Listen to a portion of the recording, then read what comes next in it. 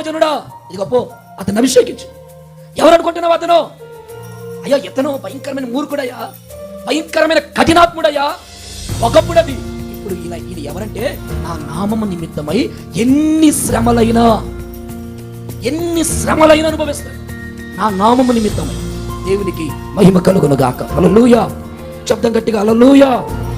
ఇతడు ఎవరంటే నిలబడేవాడు. అన్ని జనుల ఎదుట నిలబడతాడు. ఇశ్రాయేలుల ఎదుట, రాజుల ఎదుట నిలబడతాడు.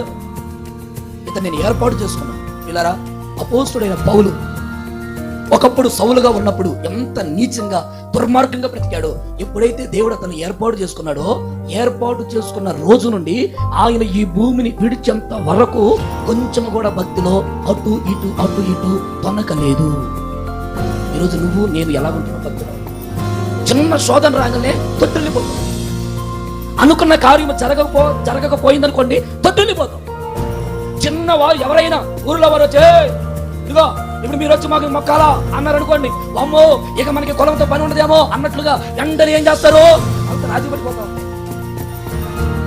ఈ రోజున క్రైస్తత్వం ఏమైపోతుందంటే చిల్లర మార్చి ఎంత కట్టించేసి వారితో గొడవలు ఎందుకు, బతుకున్నంత కాలం ఉప్పు తినైన బతకొచ్చు అని బతుకు తెరవ కొరకు రాజీ పడిపోయి భక్తి చేస్తున్నారు. బైబిల్ అంటుంది, నా నామము నిమిత్తమే నిలబడే వాళ్ళు ఏరి దేవుని కొరకు నిలబడే గుంపులో నీవు నేను మనందరము దేవుని ఎదుట కనబడదుము కాక.